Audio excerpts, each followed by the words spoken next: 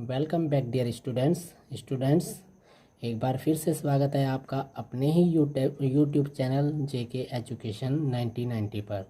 Students, ये important series की third video है और इससे पहले आपको 2 वीडियो दी गई हैं और यदि आपने वो वीडियो नहीं देखी हैं तो इस वीडियो के डिस्क्रिप्शन में आपको उन दोनों वीडियो का लिंक मिल जाएगा, तो उन्हें आप जाकर देख लीजिए। इन 3 वीडियो में आपको बहुत इंपॉर्टेंट क्वेश्चन मिलने वाले हैं तीनों में, और इन्हें आप अगर देख लेते हैं तो आपको 90+ मार्क्स करने में बहुत हेल्प मिलेगी। तो बिना समय व्यर्थ किए हम स्टार्ट करते हैं इम्पोर्टेंट क्वेश्चन सीरीज का थर्ड वीडियो।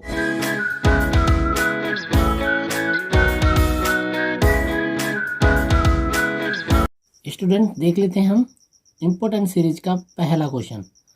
तो ये हमारी तीसरी वीडियो है। तो देखिए क्वेश्चन क्या है। y का वह मान ज्ञात कीजिए जिसके लिए बिंदु P 2, -3 और Q 10, y के बीच की दूरी 10 मात्रक है। तो यहाँ से Q और P के बीच की दूरी दे रखी है और y का मान निकालना है हमें, ठीक है। तो यानी कहने का मतलब ये है कि ये कोई पॉइंट P है और यहाँ पर पॉइंट क्या है, Q है, और इस पॉइंट के बीच की जो डिस्टेंस है वो हमें दे रखी है, कितनी है, 10 मात्रक, ठीक है। और ये P पॉइंट है और ये Q है। P के जो है निर्देशांक हमें दे रखे हैं, P के हैं 2, -3 और Q के हैं 10 और y, इसी y की वैल्यू हमें ज्ञात करनी है, ठीक है। तो सबसे पहले यहाँ हमें PQ की डिस्टेंस निकालनी है। PQ की दूरी के लिए, यानी हम उसके लिए क्या यूज कर सकते हैं फॉर्मूला। हमें यहाँ पर x1 की वैल्यू कितनी दे रखी है, 2, और y1 की वैल्यू कितनी है, -3। x2 देखिए कितना है, 10, और y2 कितना है, y। अब ये हम क्यों लिख रहे हैं x1 y1 x2 y2, क्योंकि हमारे पास एक फॉर्मूला है दूरी का फॉर्मूला क्या होता है, x2 - x1 का होल स्क्वायर, y2 - y1 का होल स्क्वायर। इसलिए हमने ये वैल्यूज फाइंड किए हैं, ठीक है, क्योंकि इसमें हम पुट करेंगे इसे, ठीक है। तो अब हमारे पास दूरी जो PQ की दे रखी है वो कितनी है, 10 है। तो यहाँ पर हम 10 पुट कर देंगे, ठीक है। और x2 की वैल्यू देखिए कितनी है, x2 की वैल्यू है हमारे पास 10, x1 की वैल्यू 2, इसका होल स्क्वायर हो जाएगा। y2 की वैल्यू है y - y1 की वैल्यू देखिए कितनी है, -3, तो यहाँ हो जाएगा +3 होल स्क्वायर, ठीक है। अब इधर स्क्वायर रूट होता है किसी भी संख्या का, तो अगर हम उसे बराबर के उधर ले जाते हैं तो इसके स्क्वायर कर देते हैं, तो इधर कितना हो जाएगा, 10 का स्क्वायर, और इधर हो जाएगा 8, क्योंकि 10 - 2 जो होता है 8 होगा। और यहाँ देखिए हम ना तो इसे प्लस कर सकते हैं, आगे सॉल्व भी नहीं कर सकते, तो हम यहाँ पर a + b का होल स्क्वायर का फॉर्मूला लगाएंगे, ठीक है। तो कितना आएगा, y² + 3² + 2 × y × 3, ठीक है, यानी a² + b² 2ab, ठीक है। अब यहाँ से देखिए 10 का स्क्वायर होता है 100 और 8 का स्क्वायर होता है 64 प्लस y², 3 का स्क्वायर 9, 3 × 2 = 6। यहाँ तक सॉल्व हो गया। अब देखिए इस 10 को उधर ले जाते हैं तो इधर हमारे पास क्या होगा, 0, y² प्लस इन दोनों को प्लस करेंगे तो 73 हो जाएगा। इसके साथ लिखते हैं 6y और 73, ये 100 उधर जाएगा तो माइनस का 100 हो जाएगा, ठीक है। अब यहाँ से देखिए अगर हम किसी छोटी संख्या में से बड़ी संख्या घटाते हैं तो साइन माइनस का लेते हैं, ठीक है। तो यहाँ आ जाएगा y² इधर लिख लेते हैं, ठीक है, और प्लस 6y, 73 में से 100 माइनस करेंगे तो माइनस का कितना आएगा, 27 और बराबर 0। अब इसके फैक्टर कर लेते हैं। ऐसी 2 संख्याएं ढूंढनी है जिनकी मल्टीप्लाई करने पर कितना है, 27 और माइनस करने पर 6। तो 9 × 3 = 27 होता है, और 9 में से अगर हम 3 माइनस करते हैं तो 6 आता है, यानी 9 - 3y, यहाँ आ जाएगा 27 बराबर 0। यहाँ मैं फैक्टर करके भी दिखा रहा हूँ आपको कि क्योंकि अच्छे से समझ आ जाए आपको, ठीक है। अब देखिए आगे, y² plus 9y minus 3y minus 27 equal 0। हमने क्या किया, y के अंदर मल्टीप्लाई कर दी, ठीक है। अब y इन दोनों में कॉमन है तो हमने y कॉमन ले लिया, बचा क्या हमारे पास y प्लस 9 माइनस 3 कॉमन लेंगे तो यहाँ भी क्या आएगा y प्लस 9, ठीक है, क्योंकि 3 का टेबल 27 में 9 टाइम आएगा, ठीक है, 0। अब y प्लस 9 कॉमन ले लिया, बचा क्या हमारा y माइनस 3 इक्वल 0। यहाँ तक हमें इसकी वैल्यू आई है।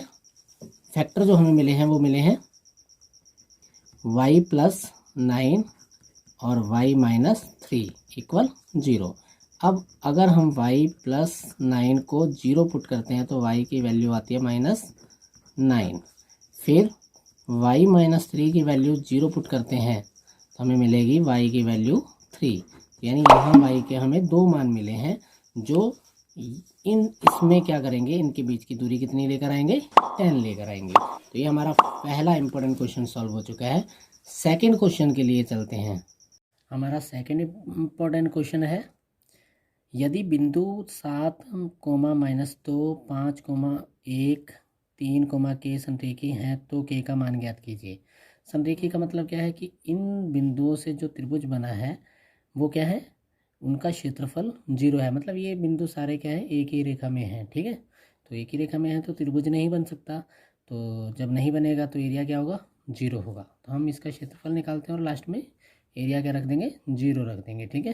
तो यहाँ से हम सॉल्यूशन शुरू करते हैं। हमारे पास क्या है, x1 की वैल्यू कितनी है 7, y1 की वैल्यू -2, x2 की वैल्यू 5, y2 का मान 1, x3 का मान 3 और y3 का मान k। अब त्रिभुज का क्षेत्रफल का फॉर्मूला लगाते हैं। त्रिभुज का क्षेत्रफल क्या होता है formula, 1/2 x1 y2 minus y3 plus x2 y3 minus y1 plus x3 y1 minus y2। Formula याद रखना पड़ेगा आपको, जिससे क्या मान निकालने में या क्षेत्रफल निकालने में बड़ी आसानी हो, ठीक है। तो ये क्वेश्चन तो इम्पोर्टेंट है ही। इसकी जगह ऐसा भी दे सकते हैं कि k की जगह कोई और पॉइंट दे दें और खाली वो कहें कि इस त्रिभुज का क्षेत्रफल ज्ञात कीजिए, तो उसमें तो और इजी हो जाएगा, हमें क्षेत्रफल 0 नहीं रखना पड़ेगा। तो यहाँ पर 1/2 x1 की वैल्यू, यहाँ पर x1 की वैल्यू है 7 और y2 की वैल्यू कितनी है 1, y3 की वैल्यू है k प्लस x2 की वैल्यू 5, y3 का मान है k, y1 का मान है -2 तो यहाँ लिख देंगे +2 प्लस x3 का मान हमारे पास है 3, y1 का मान -2, y2 का मान 1। सॉल्यूशन करते हैं। 7 की मल्टीप्लाई कर देते हैं अंदर, 7 माइनस 7k प्लस 5 की मल्टीप्लाई करते हैं तो 5k प्लस 10 प्लस 3 और दोनों माइनस हैं तो क्या हो जाएगा प्लस माइनस का 3, ठीक है। इसके बाद आते हैं 1/2 7k माइनस, यहाँ देखिए 7k माइनस 5k कितना होगा माइनस का 2k, ये हो जाएगा 17 यानी 17 और माइनस कितना 9, क्यों 3 या 9, ठीक है। अब यहाँ पर आ जाएगा 1/2 माइनस का 2k और प्लस का 8। अब यहाँ से 2 कॉमन है तो हम 2 कॉमन उठा लेते हैं, बचेगा क्या -k और प्लस का 4, क्योंकि 2 कॉमन गया तो k बचा और 2 का पहाड़ा 8 में 4 बार, ठीक है। इससे ये कैंसिल हो जाएगा, तो हमारा एरिया आया -k+4, ठीक है। अब प्रश्नानुसार हमारे प्रश्न में क्या कंडीशन है हमारे पास कि एरिया जो है वो 0 है, तो हम लिख देंगे प्रश्नानुसार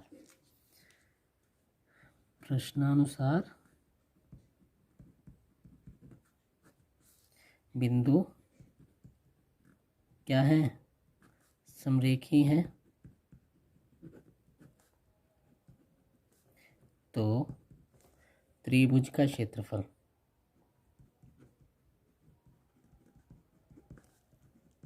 क्या होगा, 0 होगा। तो हम यहाँ पुट कर देते हैं, हमारा जो एरिया आया है वो आया है -k+4 और किसके इक्वल होगा, 0 के। तो -k इक्वल कितना हो जाएगा, -4, माइनस से माइनस कैंसिल आउट, k की वैल्यू कितनी आ गई, 4। तो ये हमारा सेकंड क्वेश्चन सॉल्व हो गया, ठीक है। तो अब एक चीज़ बच्चों ध्यान रखना कि ये जो क्वेश्चन था इम्पोर्टेंस, बहुत ज़्यादा इम्पोर्टेंट क्वेश्चन है, लेकिन इसकी जगह पर वो पॉइंट देकर सीधा एरिया निकालने के लिए भी बोल सकता है, वहाँ हमें के मान निकालने के लिए नहीं बोलेगा। तो थोड़ा उस टाइप के क्वेश्चन के भी आप प्रैक्टिस कर लीजिए, ठीक है स्टूडेंट्स। थर्ड अपना इम्पोर्टेंट क्वेश्चन है, sin a बराबर 3/4 तो cos a tan a का मान ज्ञात कीजिए। अब देखिए यहाँ पर ये sin a बराबर 3/4 है, तो यहाँ पर कोई नंबर चेंज हो सकता है, तरीका यही रहेगा, sin की जगह cos भी कर सकते हैं और cos a tan a की जगह निकालने के लिए कुछ और भी दे सकते हैं। तो उसके लिए आपको फॉर्मूले याद होने चाहिए। फॉर्मूले मैंने आप एक्सरसाइज 8.1 में जब स्टार्टिंग की थी तो सारे फॉर्मूले मैंने लिख दिए थे, तो वो समझाए भी थे, बहुत बढ़िया करके एक्सप्लेन कर रखे हैं। तो आप वहाँ जाकर उस वीडियो को देख लीजिए, आपको सारे फॉर्मूले वहाँ पर मिल जाएंगे। तो आज हम इस क्वेश्चन को सॉल्व कर रहे हैं। तो मेथड यही रहेगा, हमें किससे करना है, इसे पाइथागोरस थ्योरम लगाकर आगे इसे सॉल्व करना है, वैल्यू निकाल कर फिर हमने कॉस और टेन के मान निकाल लेने हैं। तो सबसे पहले हम समकोण त्रिभुज पर चलते हैं। समकोण त्रिभुज जिसमें एक क्या होता है, 90 अंश का कोण होता है, ठीक है। ये क्या है, 90 अंश का कोण, ठीक है। तो हम मान लेते हैं ये ए है, ये बी है और ये सी है। अब साइन के बारे में हमें नॉलेज होनी चाहिए कि साइन क्या होता है। साइन क्या होता है, लंब बटे कर्ण, लंब बटे कर्ण। अब यहाँ साइन क्या है, 3/4, इसका मतलब लंब कितना होगा, ए के सामने वाला लंब होता है, तो लंब कितना होगा, 3। कर्ण, कर्ण हमेशा 90 के सामने वाला होता है, तो ये कितना है, 4। अब यहाँ समकोण त्रिभुज में हमें कोई 2 भुजाएं मिल जाती हैं, तो हम क्या कर सकते हैं, तीसरी भुजा को पाइथागोरस प्रमेय से ज्ञात कर सकते हैं। तो यहाँ पर हम क्या लिख सकते हैं, यहाँ पर लिख सकते हैं लंब BC बराबर 3 और कर्ण AC बराबर 4, हमें निकालना है AB। तो यहाँ लिखेंगे समकोण त्रिभुज ABC में पाइथागोरस प्रमेय से, पाइथागोरस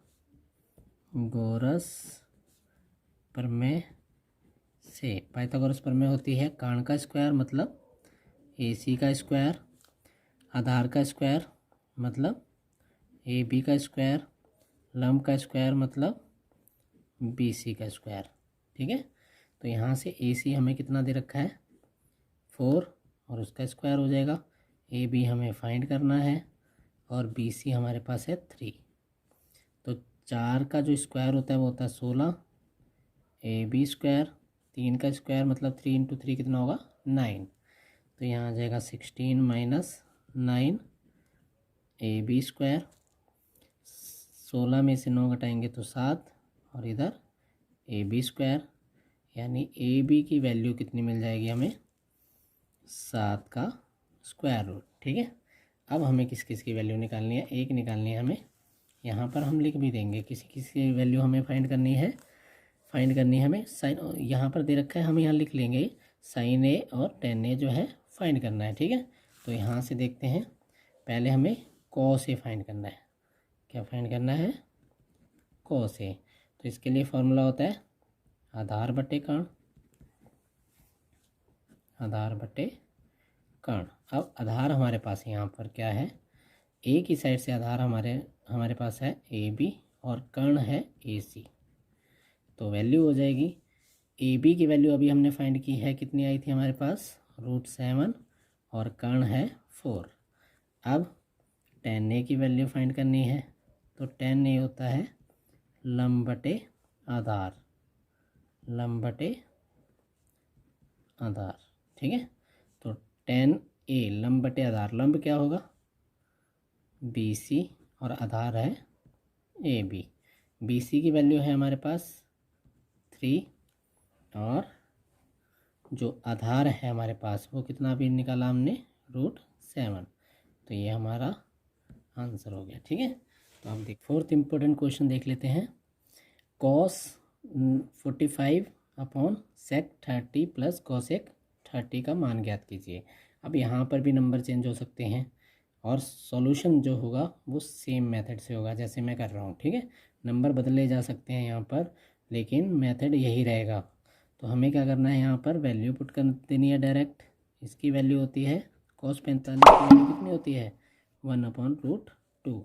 sec 30 की वैल्यू यानी cos 30 की अपोजिट cos 30 होता है √3/2 यानी √3/2 और इसका हो जाएगा 2/√3 प्लस cosec 30 का मान होता है 2। तो इसके बट्टे में क्या ले लेंगे हम, एक एलसीएम लेते हैं। ऊपर वाली भिन्न ऐसे रहेगी, नीचे वाली भिन्न का एलसीएम आएगा √3। तो अब यहाँ आ जाएगा 2 + 2√3 इक्वल। अब देखिए यहाँ पर भिन्न के बट्टे में भिन्न है तो नीचे वाली भिन्न मल्टीप्लाई में जाएगी और क्या हो जाएगी, पलट जाएगी। तो 1/√2 गुणा √3 आ जाएगा 2 + 2√3। अब देखिए, अब मल्टीप्लाई करेंगे हम, यहाँ आ जाएगा √3 क्योंकि √3 की 1 में मल्टीप्लाई करेंगे तो √3 आएगा और इसकी मल्टीप्लाई इसमें करेंगे यानी √2 की 2 में मल्टीप्लाई करेंगे तो 2√2 हो जाएगा और प्लस 2 कितना हो जाएगा 6। अब आगे चलते हैं। अब यहाँ पर देखिए इसमें 2 कॉमन है तो हम यहाँ से 2 कॉमन ले लेंगे, बचेगा √2 और प्लस √6। अब देखिए आंसर हमारा यही है, लेकिन यहाँ से हमने हर का परमेकरण करना है, ठीक है। तो हर का परमेकरण करने के लिए हमें क्या करना होता है, हर का परमेकरण करने पर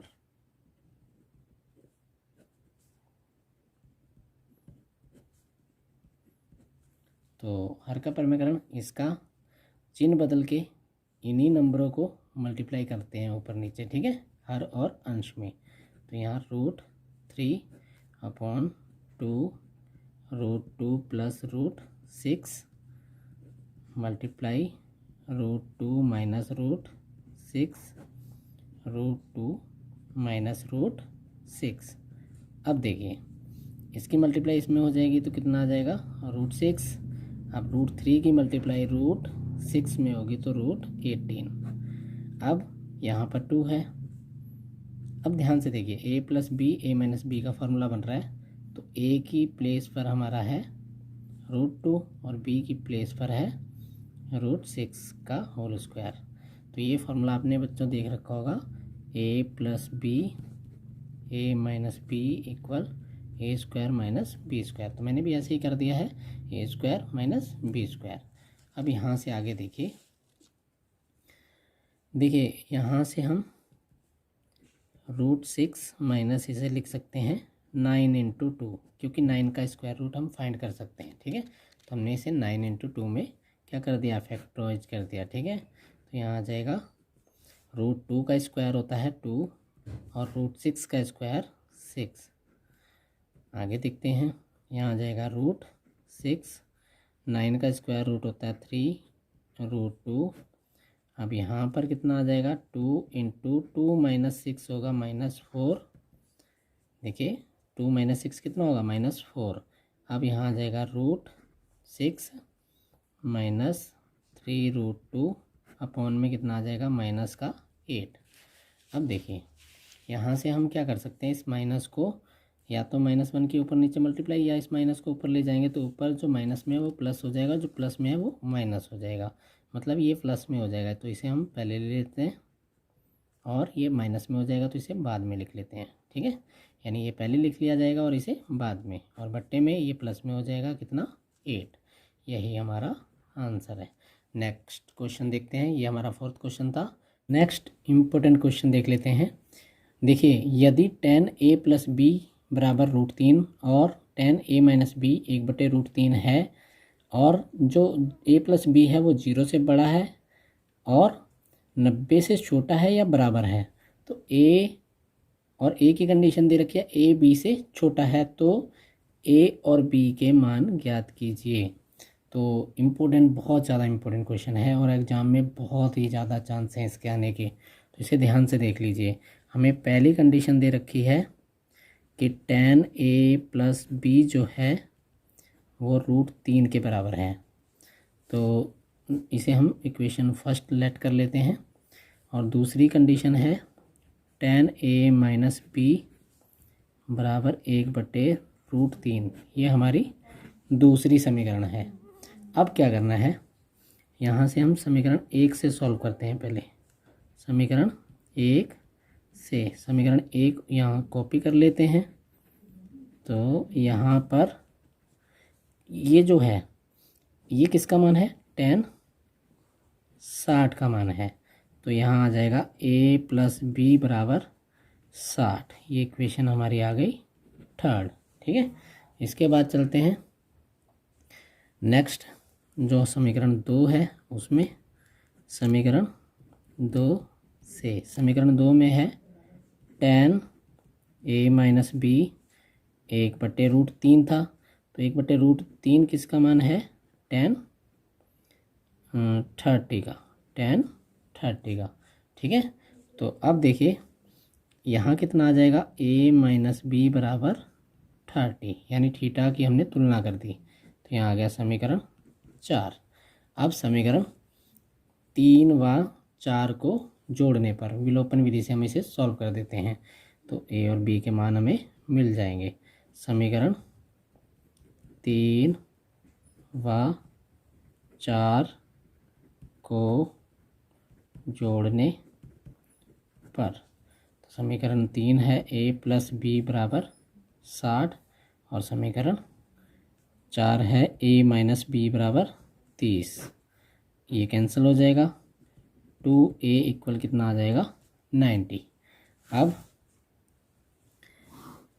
a की वैल्यू कितनी हो जाएगी, 90/2, इससे इसे कैंसिल आउट करेंगे तो कितना आएगा, 45, यानी a की वैल्यू आ गई हमारी 45 डिग्री। ठीक है, अब a की वैल्यू समीकरण 1 में रख देते हैं और समीकरण 3 में रख देते हैं। ठीक है, तो यहाँ लिखेंगे a का मान समीकरण 3 में रखने पर, अब समीकरण 3 है हमारे पास, a + b बराबर 60, a का मान है 45 प्लस b जो है उसका मान है,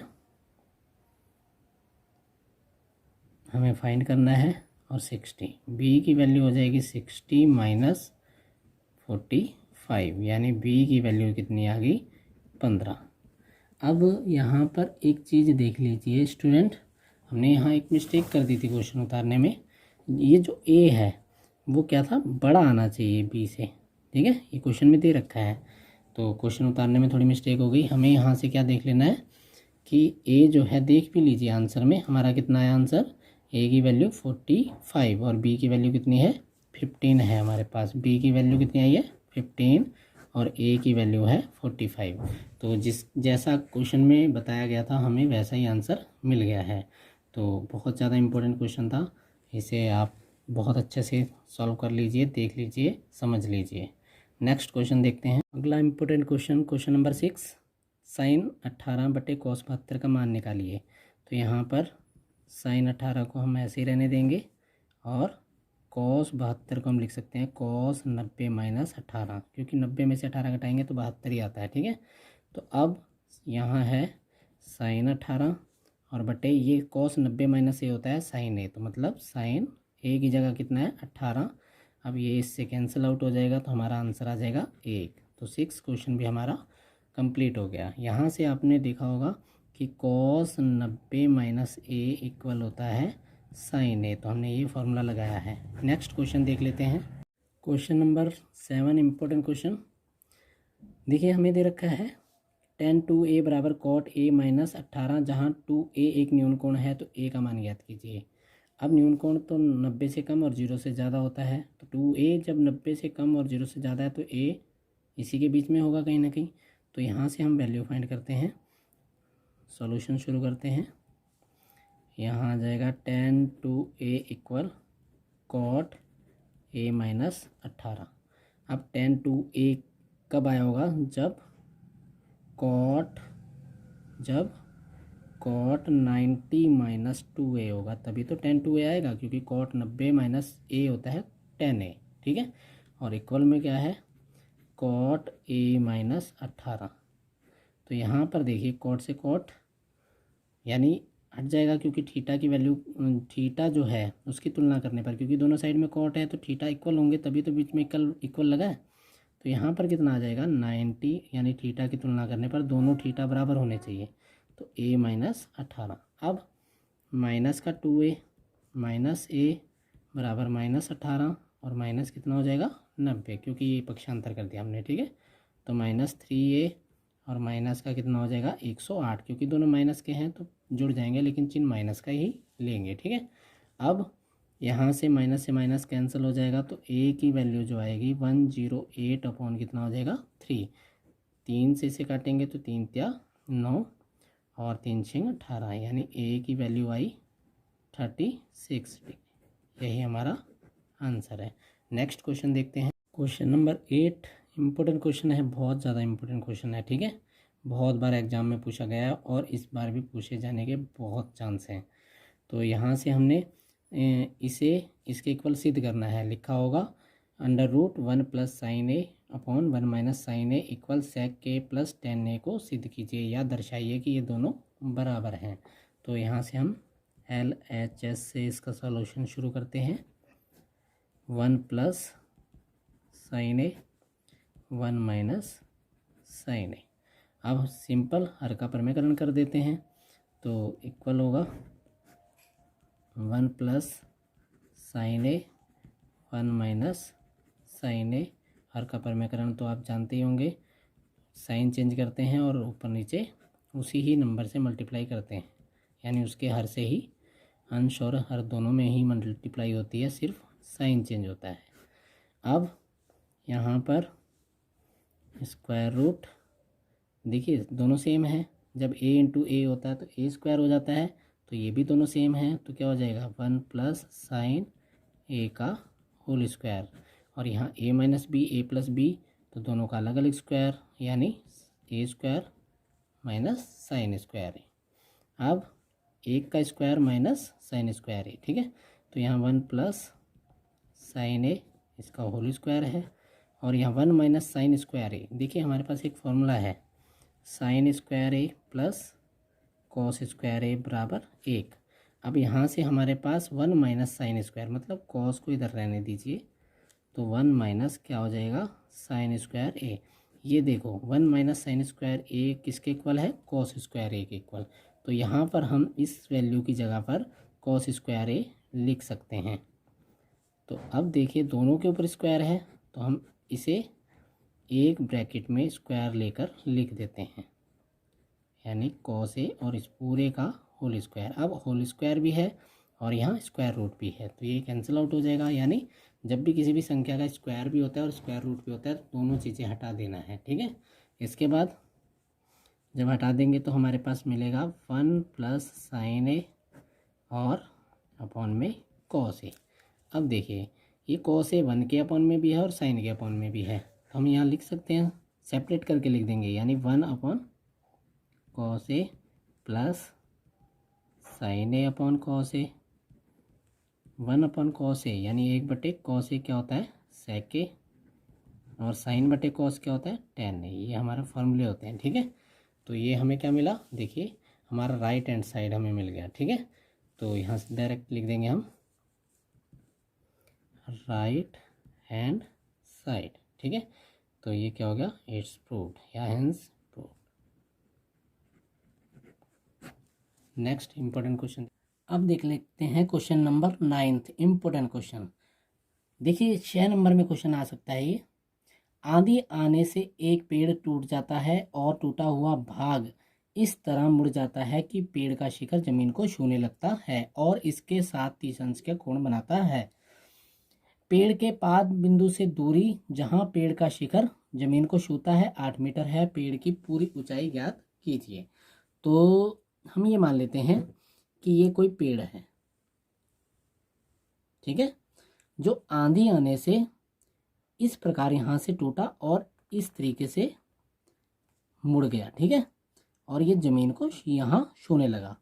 अब यहाँ से क्या है कि यहाँ से इसके पाद बिंदु मतलब जहाँ पेड़ खड़ा है वहाँ तक की दूरी कितनी है, 8 मीटर है। ये वाली दूरी कितनी है, 8 मीटर। और ये जिस तरीके से झुका है, यहाँ पर ये एंगल कितने पर झुका है, 30 डिग्री के एंगल पर, ठीक है। अब इस बिंदु को जहाँ ये शिखर टिका है उसे ए मान लेते हैं, ये बी जहाँ से टूटा सी है, और डी ऊपरी शिखर था जो मुड़कर इधर चला गया, ठीक है। अब हम यहाँ लिख लेते हैं, माना बी डी एक पेड़ है। यहाँ सीधा लिख देते हैं चित्र के अनुसार या चित्रानुसार। हमें पेड़ की ऊंचाई ज्ञात करनी है, तो क्या कैसे निकलेगी, जब हम बी सी में क्या जोड़ दें, ए सी प्लस कर दें, ठीक है। तो अब एंगल ए कितना है, 30 डिग्री, ठीक है। हमें बी सी और ए सी फाइंड करना है और प्लस कर देना है, पेड़ की ऊंचाई ज्ञात हो जाएगी।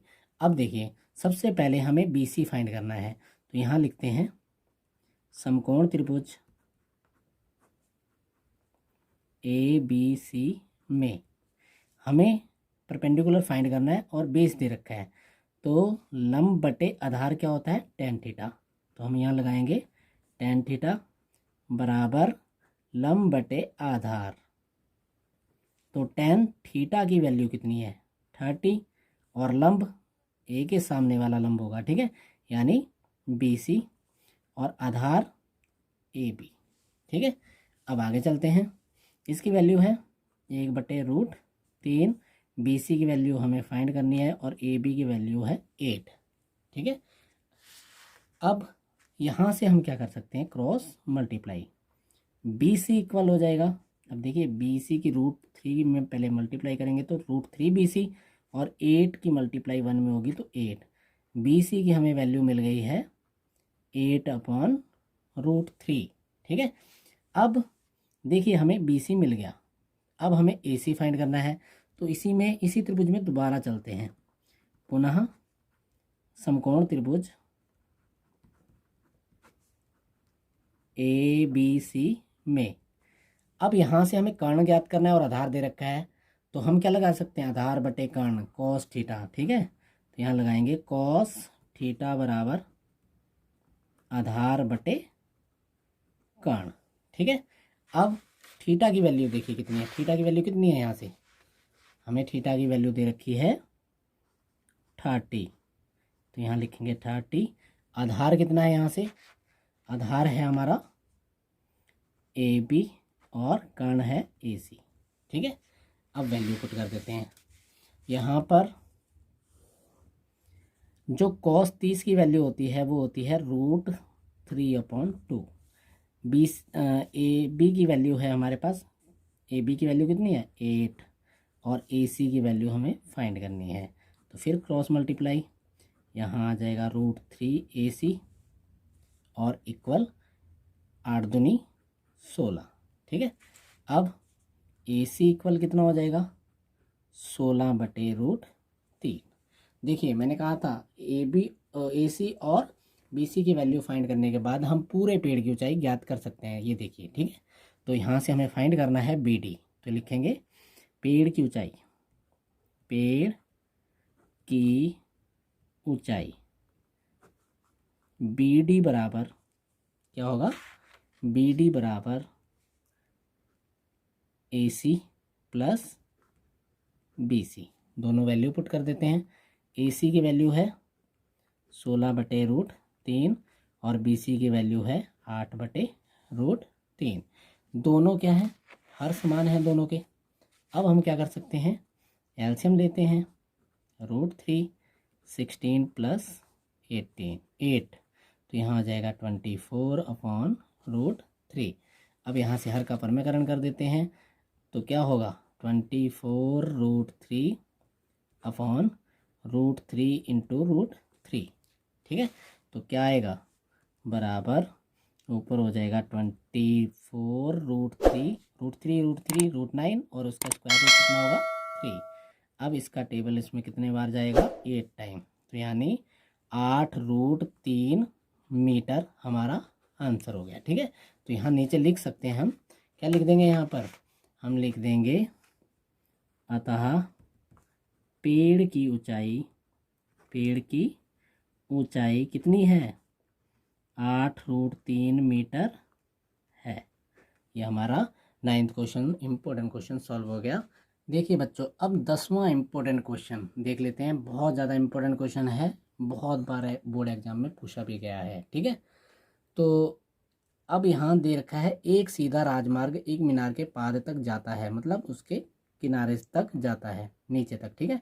मीनार के शिखर पर खड़ा एक आदमी, यानी उसके शिखर पर खड़ा एक कार को 30 के अवनमन कोण से देखता है, यानी ऊपर से नीचे की ओर। ठीक है। अब जो कि मीनार के पाद की ओर एक समान चाल से जाती है, यानी वो कार जो है एक समान चाल से मीनार की ओर जा रही है। 6 सेकंड बाद कार का अवनमन कोण 60 हो जाता है, यानी हो गया है। ठीक है। अब इस बिंदु से मीनार के पाद तक पहुंचने में कार द्वारा लिया गया समय ज्ञात करना है। तो सबसे पहले हमें डायग्राम की ओर देखना है। तो ये कोई क्या है, मीनार है। ठीक है। क्या है, मीनार है। और बच्चों देखना, अब ये कोई इधर राजमार्ग है और इस पर कोई कार चल रही है। ठीक है। अब पहले ये वाला व्यक्ति यहाँ बैठा है, ये इस कार को देखता है, इस कार को देख रहा है। ठीक है। और ये कार 6 सेकंड बाद यहाँ पहुँच जाती है, तो ये कार को फिर से देखता है। ठीक है। अब जब ये इस कार को देखता है तो इसके साथ अवनमन कोण कितना बनता है, यहाँ पर कितना बनता है 30। और 6 सेकंड बाद देखता है इसी कार को, तो ये कार यहाँ पहुँच जाती है। तो ये टोटल एंगल कितना अवनमन बनता है, ये बनता है 60 का। ठीक है।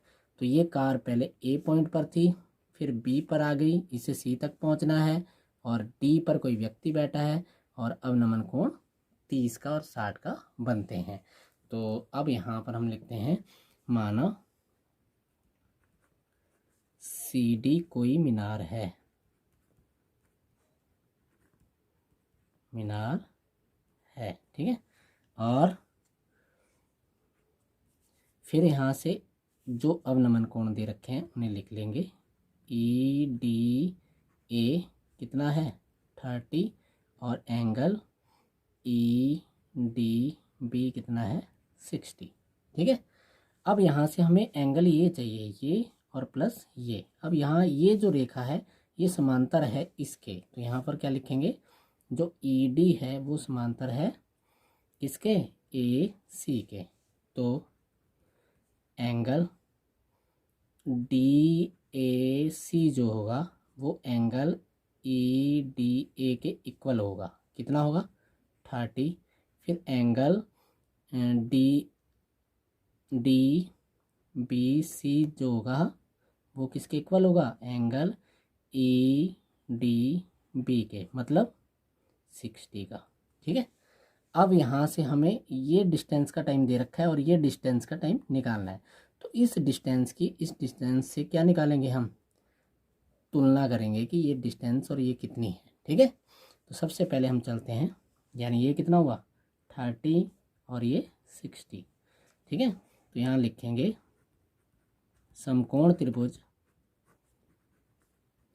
ए सी डी में, यानी इस बड़े वाले त्रिभुज में। ठीक है, तो क्या लगाएंगे हम यहाँ से टेन थीटा, लंब और आधार में हमने चलना है।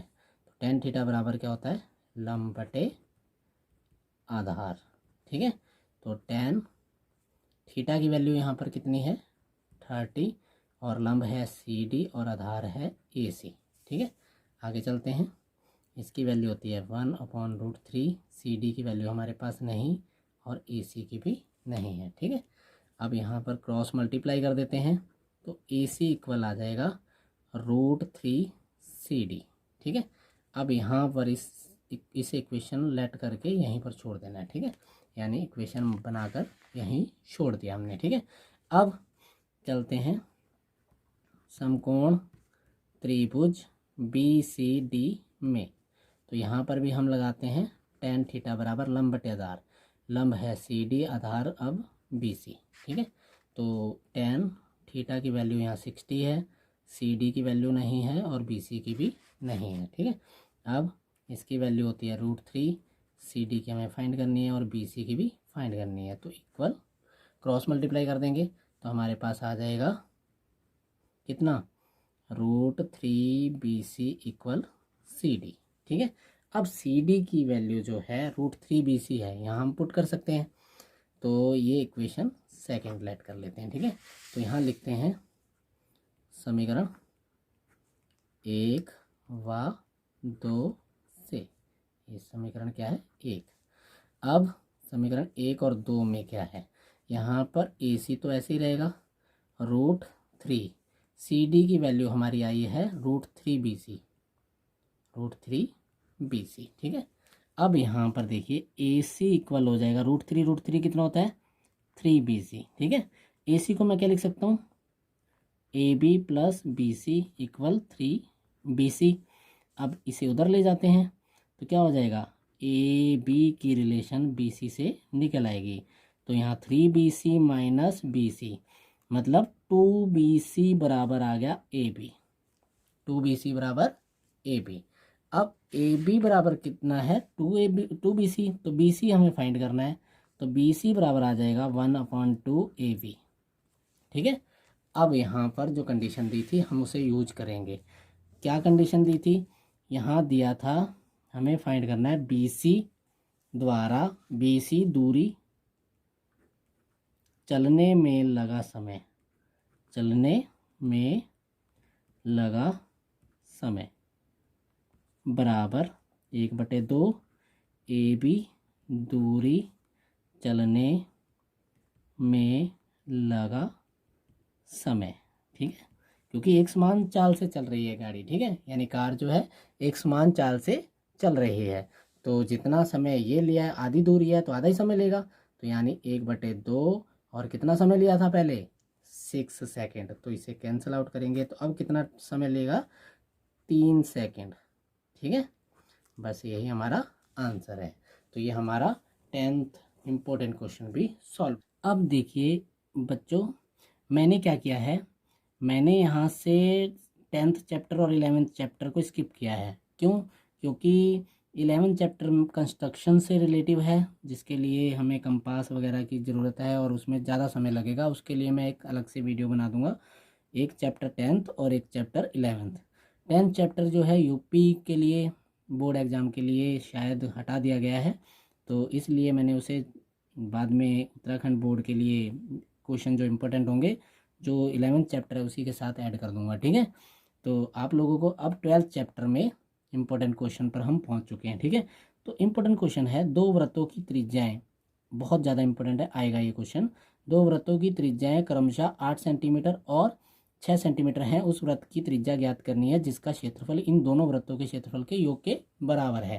तो सबसे पहले हमें पहले वृत्त की त्रिज्या दे रखी है R1, हम लिख लेते हैं R1 इक्वल कितनी है 8 सेंटीमीटर। ठीक है, R2 को हमने लेट किया 6 सेंटीमीटर। ठीक है, तो हम मान लेते हैं यहाँ पर, माना उस वृत्त की त्रिज्या जो हमें ज्ञात करना है। ठीक है, उस वृत्त की त्रिज्या क्या है कैपिटल आर लेट कर लेते हैं, ठीक है। तो अब प्रश्न में जो बताया गया है उसके अकॉर्डिंग सॉल्व कर देते हैं। यहाँ लिखेंगे प्रश्नानुसार, आप इन्हें अलग अलग निकाल के भी सॉल्व कर सकते हैं, मैं शॉर्ट में कर रहा हूँ, ठीक है। प्रश्न में बताया गया कि नए या प्राप्त वृत्त का क्षेत्रफल बराबर है दोनों वृत्तों के क्षेत्रफलों का योग। ये दिया है, दोनों वृत्तों के क्षेत्रफलों का योग, ये प्रश्न में दे रखा है, ठीक है।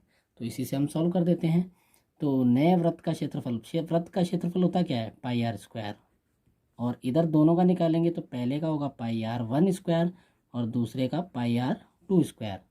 तो इधर आ गया पाई आर स्क्वायर, ठीक है, और इधर पाई कॉमन है तो क्या बचा, R1 square plus R2 square. Pi से पाई कैंसिल और आर स्क्वायर इक्वल R1 की वैल्यू कितनी थी 8 और इसका क्या हो जाएगा स्क्वायर, और यहाँ पर कितनी है 6, R2 की वैल्यू और उसका भी होल स्क्वायर। अब आर स्क्वायर इक्वल 8 अटे कितना होता है 64 और शेषिंग कितना होता है 36। तो आर स्क्वायर इन दोनों को प्लस कर देंगे तो हमारे पास आ जाएगा 100, ठीक है। अब 100 का स्क्वायर डायरेक्ट कर दिया मैंने, यहाँ पर थोड़ा सा आगे इसे बढ़ाना चाहते हो तो इस टाइप से करना है। आर स्क्वायर इक्वल हो जाएगा 100 और आर इक्वल हो जाएगा 100 का स्क्वायर रूट, ठीक है, क्योंकि इधर स्क्वायर है, स्क्वायर रूट हो जाएगा इधर जाकर। और 100 का स्क्वायर रूट कितना होता है, यानी 100 का वर्गमूल कितना होगा, 100 का वर्गमूल होता है 10। तो हमें उस वृत्त की त्रिज्या मिल गई है जो इन दोनों वृत्तों के क्षेत्रफलों के योग के बराबर है, ठीक है। तो ये हमारा आंसर आ चुका है। नेक्स्ट क्वेश्चन देखिए बच्चों, अगला इंपॉर्टेंट क्वेश्चन है, किसी कार के प्रत्येक पहिए का व्यास 80 सेंटीमीटर है। यदि यह कार 66 किलोमीटर प्रति घंटे की चाल से चल रही है तो 10 मिनट में प्रत्येक पहिया कितने चक्कर लगाता है। तो यहाँ पर हमें पहिया क्या होता है, एक वृत्त के आकार का होता है। तो यहाँ पर हम क्या लिखेंगे, पहिए का व्यास, पहिए सॉल्यूशन शुरू कर रहे हैं ना, तो यहाँ लिखेंगे पहिए का व्यास कितना है 80 सेंटीमीटर है, ठीक है। तो त्रिज्या कितनी हो जाएगी 80/2 मतलब 40 सेंटीमीटर, ठीक है। अब पहिए द्वारा एक चक्कर में चली गई दूरी, एक चक्कर में चली गई दूरी बराबर, अब एक चक्कर पहिया जो है वो अपनी परिधि के बराबर ही तो चलेगा। तो यहाँ लिखेंगे 2πr। अब 2πr, पाई की वैल्यू कितनी है हमारे पास 22/7, तो 2 गुणा 22/7 और गुणा आर का मान कितना है, यहाँ पर आर का मान है 40। तो 40 दूनी 80, 80 की जब 22 में गुणा कर देते हैं तो 8 दूनी 16, 8 दूनी 16 और 1 17, यानी 1760, 1760/7 सेंटीमीटर, ठीक है। अब यहाँ से देखिए बच्चों, ये तो एक चक्कर में चली गई दूरी, लेकिन कार की चाल कितनी है, चाल है 66 किलोमीटर प्रति घंटा। अब यहाँ से हमें क्या निकालना है, इसकी चाल सेंटीमीटर प्रति मिनट में निकालनी है। तो अब ये बताइए कि 1 किलोमीटर में मीटर कितने होते हैं, देखिए किस टाइप से हम निकाल सकते हैं। 1 किलोमीटर में 1000 मीटर होते हैं और 1 मीटर में 100 सेंटीमीटर होते हैं, और प्रति मिनट में निकालना है तो 1 घंटे में मिनट कितने होते हैं 60 होते हैं, ठीक है। तो आगे देखिए इजी हो गया। तो यहाँ से हम कैंसिल आउट करते हैं 0 से 0 और इसे कैंसिल आउट करते हैं तो 11 आ जाएगा। अब मल्टीप्लाई करेंगे तो 11 के साथ 4 0 क्या आ जाएगा सेंटीमीटर प्रति मिनट। अब देखिए जब हमें ये मिल गया है तो हम क्या लिख सकते हैं, अब लिखेंगे कि ये 1 मिनट में चली गई दूरी कितनी होगी 11 और उसके साथ 4 0 सेंटीमीटर, ठीक है। तो यहाँ लिखेंगे 1 मिनट में चली गई दूरी बराबर 11 40, ठीक है, यानी इकाई, दहाई, सैकड़ा, हज़ार, 10,000, लाख, 1,00,000, 1,000, 10,000 सेंटीमीटर, ठीक है। अब कितने मिनट कार चलती है? 10 मिनट, ठीक है। तो 10 मिनट में पहले हम पूरी डिस्टेंस निकाल लेंगे कितनी कवर की गई है, ठीक है। तो यहाँ लिखेंगे 10 मिनट में चली गई दूरी बराबर इसके साथ मल्टीप्लाई कितने की हो जाएगी? 10 की, यानी हमारा कितना डिस्टेंस आया? सेंटीमीटर, ठीक है। अब ये तो टोटल डिस्टेंस है, और एक चक्कर में कितनी डिस्टेंस जा रही है? ये। तो चक्रों की संख्या जब हमने निकालनी है तो हम क्या कर देंगे? इसकी डिवाइड कर देंगे, चक्रों की संख्या निकल आएगी। तो यहाँ लिखेंगे कार का प्रत्येक पहिया चक्कर लगाएगा बराबर 11 और उसके साथ 5 जीरो डिवाइड कितना है? 1760 और बटे में 7, यहाँ आ जाएगा 11 और उसके साथ 5 जीरो मल्टीप्लाई। जब भी ये डिवाइड होती है तो इसे मल्टीप्लाई में लेकर क्या करते हैं? इसे पलट देते हैं। तो यहाँ आ जाएगा 7 बटे 1760, ठीक है। यहाँ से देखिए हम 0 से 0 कैंसिल आउट कर सकते हैं, तो इसे 11 से कैंसिल आउट करते हैं तो 11 एकम 11, कितने जीरो बचेंगे? 4, और इधर 11 से करेंगे तो 11 एकम 11, 11 शिंग 66। अब 16 से कर देते हैं, 16 शिंग 96 होता है, बचा 4, 16 दूनी 32, 40 था तो 8 बचा, 16 पंजे 80, ठीक है। तो हमारे पास आया 625 गुणा 7, ठीक है। अब इनकी गुणा कर दो, चक्रों की संख्या निकल आएगी। तो यहाँ आ जाएगा 7 पंजे 35 का 5, 7 दूनी 14 और 3 हासिल था 17, 7 शिंग 42 और 1 43 चक्कर। यही हमारा आंसर है। नेक्स्ट इंपॉर्टेंट क्वेश्चन देख लेते हैं। इंपॉर्टेंट क्वेश्चन है, 15 सेंटीमीटर त्रिज्या वाले एक वृत्त की कोई जीवा वृत्त के केंद्र पर 60 अंश का कोण अंतरित करती है। संगत लघु और दीर्घ वृत्तखंड का क्षेत्रफल ज्ञात कीजिए, ठीक है। तो यहाँ से सबसे पहले हमें एक डायग्राम बना लेना है। तो डायग्राम है, ये कोई वृत्त है और ये इसकी कोई जीवा है और इसके द्वारा ये लघु वृत्तखंड बनता है जिसका हमें क्षेत्रफल, और ये ऊपर का जो है दीर्घ वृत्तखंड है, दोनों का क्षेत्रफल हमें ज्ञात करना है। ये केंद्र है O और ये त्रिज्या है और ये भी त्रिज्या है, ये दोनों 15 सेंटीमीटर दे रखे हैं, ठीक है। और ये 60 अंश का कोण अंतरित करती है और यहाँ पर A है और यहाँ B है, ठीक है। तो सबसे पहले हमें क्या करना है? ये वृत्तखंड निकालना है, लघु वृत्तखंड। तो इसे निकालने के लिए त्रिज्या खंड का क्षेत्रफल और माइनस त्रिभुज का क्षेत्रफल। तो त्रिज्या खंड का पहले निकालते हैं। तो यहाँ लिखेंगे वृत्त की त्रिज्या R बराबर 15 सेंटीमीटर और केंद्र पर कोण थीटा बराबर है 60 डिग्री, ठीक है। अब यहाँ से वृत्त के त्रिज्या खंड AOB का क्षेत्रफल क्या होगा? थीटा बटे 360 पाई आर स्क्वायर। थीटा का मान है 60 और बटे में कितना है? 360। पाई का मान 3.14 दिया है, ठीक है। आर का मान 15 गुणा 15। यहाँ से 0 से 0 कैंसिल हो जाएगा, 6 सिंग 36। अब इसे 3 से काटते हैं तो 3 दूनी 6, 3 पंजे 15। 2 से काटते हैं तो यहाँ आ जाएगा 2 एकम 2, 2 पंजे 10, 2 सत्ते 14। यहाँ आया 1.57 और 15 पंजे कितना होता है? 75। अब हम 157 में 75 की मल्टीप्लाई कर लेते हैं, ठीक है। तो 5 सत्ते 35 और 5 पंजे 25 और 3 कितना होता है? 28। 5 एकम 5 और 2 कितना होता है? 7। 7 सत्ते 49, 7 पंजे 35, 35 और 4 कितना होता है? 39। 7 एकम 7 और 3 होता है 10। यहाँ आ जाएगा 5, यहाँ आ जाएगा 7, 16 और 1 17, यहाँ आ जाएगा 1, यहाँ 1 पॉइंट यहाँ पर, ठीक है। तो ये हमें मिला, कितना मिल गया? 117.75 सेंटीमीटर स्क्वायर। ये आ गया त्रिज्या खंड का क्षेत्रफल। अब हमने त्रिभुज का क्षेत्रफल निकालना है। त्रिभुज का क्षेत्रफल निकालने से पहले हमें पता होना चाहिए ये त्रिभुज है कौन सा। देखिए ये दोनों भुजाएं बराबर हैं तो इनसे कोण बनने वाले भी बराबर होंगे।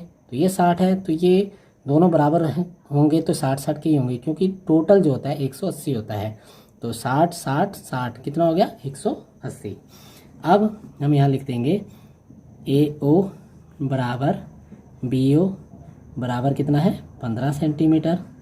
तो कोण A बराबर कोण B होगा और इसी प्रकार कोण O भी होगा कितना 60 अंश। ठीक है, अब ये सारे 60 अंश के कोण और बराबर कोण हो तो वो होता है समबाहु त्रिभुज। समबाहु त्रिभुज का क्षेत्रफल निकालेंगे हम। ठीक है, तो यहाँ लिखेंगे समबाहु त्रिभुज AOB का क्षेत्रफल।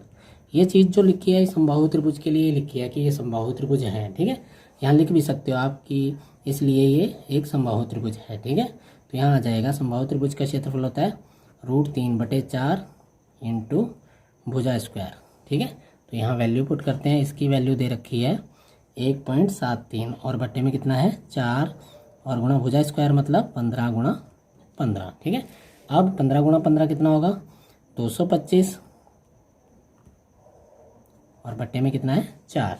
अब 225 की गुणा करनी है 175 से, यहाँ पर 173 से। ठीक है, यानी 1.73 है। ठीक है, तो अब देखिए मल्टीप्लाई कर देते हैं।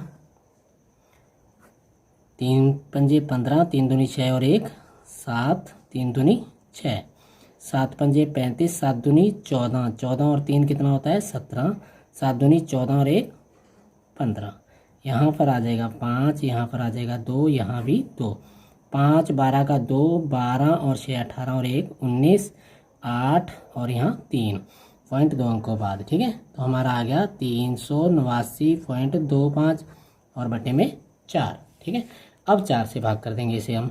4 से भाग करेंगे 389.25। ठीक है, तो यहाँ आ जाएगा 4 में 36, 2 बचेगा, 4 सत्ते 28, 1 बचेगा, पॉइंट लगाएंगे और ऊपर से 2 ले लेंगे, 4 तिया 12 और ऊपर से 5 उतारेंगे और यहाँ हो जाएगा 4 एकम 4, कितना बचेगा 1 0, 4 दूनी 8 और बचेगा 2, 4 पंजे 20। ये आ गया हमारा भाग करने के बाद क्या भागफल कितना है 31259.7.3125 सेंटीमीटर स्क्वायर। ये आ गया समबाहु त्रिभुज का क्षेत्रफल। अब हमने निकालना है लघु वृत्तखंड का क्षेत्रफल। लघु वृत्तखंड का क्षेत्रफल, इसका क्षेत्रफल क्या होगा। देखिए अगर हम त्रिज्याखंड में से त्रिभुज घटा दें तो वृत्तखंड मिलेगा लघु वाला। ठीक है, तो यहाँ पर हम करते हैं, यहाँ पर लिखते हैं त्रिज्याखंड AOB का क्षेत्रफल और माइनस त्रिभुज AOP का क्षेत्रफल। तो त्रिज्याखंड AOB का क्षेत्रफल कितना है 117.75 और इसका है 97.3125। अब माइनस कर देते हैं, माइनस करते हैं 117.75 में से कितना 97.3125, यहाँ 0 0 बढ़ा लेंगे तो यहाँ आ जाएगा 5, यहाँ आ जाएगा 7, यहाँ आ जाएगा, देखिए यहाँ आ जाएगा 4 में से 1 गया तो 3, यहाँ 4 और यहाँ 0 और यहाँ आ जाएगा 2। ठीक है, तो 20.4375, तो यहाँ आ गया 20.4375 सेंटीमीटर स्क्वायर। ये तो आ गया लघु वृत्तखंड का क्षेत्रफल। अब हमने निकालना है दीर्घ वृत्तखंड का क्षेत्रफल। ठीक है, तो दीर्घ वृत्तखंड का क्षेत्रफल निकालने के लिए अब चलते हैं हम यहाँ। तो दीर्घ वृत्तखंड के लिए पूरे वृत्त में से लघु का माइनस कर देंगे। ठीक है, तो लिखते हैं दीर्घ वृत्तखंड का क्षेत्रफल बराबर πr² माइनस लघु वृत्तखंड का क्षेत्रफल। ठीक है, तो दीर्घ का निकालने के लिए πr² की वैल्यू रखते हैं 25 × 25 और माइनस लघु का कितना आया था 20.4375। ठीक है, अब हम मल्टीप्लाई कर देते हैं, यहाँ आएगा 3.14, 25 गुणा यहाँ पर कितना था हमारा 15, तो 15 गुणा 15 कितना हो जाएगा 225 और माइनस 20.4375। अब इनकी मल्टीप्लाई करते हैं 314 में 225 की, 5 चौके 20, 5 एकम 5 और 2 7, 5 तिया 15। यहाँ आ जाएगा 2 चौके 8, 2 एकम 2, 2 तिया 6, 2 चौके 8, 2 एकम 2, 2 तिया 6। यहाँ पर देखते हैं कितना आएगा 0, 15 का 5, 8 और 2 10, 10 और 1 5, 15, 15 और 1 16, यहाँ पर 8 9 10 और यहाँ 7। ठीक है, 706.50 कितना आया 706.50 माइनस 20.4375। अब माइनस करना है। माइनस करने के लिए यहाँ पर हम लिख लेते हैं 706.500 बढ़ा लेते हैं। ठीक है, और उसमें से घटाना है 20 माइनस 4375। यहाँ बचेगा 5, यहाँ बचेगा 2, यहाँ बचेगा 6, यहाँ 0 और यहाँ 6 और यहाँ पर 8 और यहाँ भी 6, 686.0625 कितना आया 686.0625। ये आ गया हमारा आंसर। तो इम्पोर्टेंट क्वेश्चन था बच्चों। अब देखिए ये वीडियो थोड़ी बड़ी होती जा रही है, तो इसलिए हम इस वीडियो को यहीं रोकते हैं और एक वीडियो और आपको दी जाएगी। उस वीडियो में आपको 10वां चैप्टर, 11वां चैप्टर, 13वां, 14वां ये 4 चैप्टरों के क्वेश्चन इंपॉर्टेंट मिलेंगे। 10 क्वेश्चन होंगे। आप इस वीडियो को बहुत अच्छे से देख लीजिए। इसके बाद जो वीडियो आपको मिलेगी वो चौथी वीडियो होगी। हमने शुरू में ही आपसे कहा था 3 वीडियो में आपको क्वेश्चन कवर कराए जाएंगे, लेकिन इंपॉर्टेंट क्वेश्चन छूट जाते, इसलिए हमें इन्हें 4 वीडियो में कन्वर्ट करना पड़ा। चौथी वीडियो जल्दी आपको मिलेगी। तब तक के लिए रिवीजन करते रहिए। बोर्ड एग्ज़ाम आपके बिल्कुल पास आ चुके हैं, तो टाइम वेस्ट मत कीजिए। इन क्वेश्चन के अलावा भी अगर आप कर सकते हो तो इसके अलावा भी क्वेश्चनों को सॉल्व कीजिए। बाकी इन्हें तो तैयार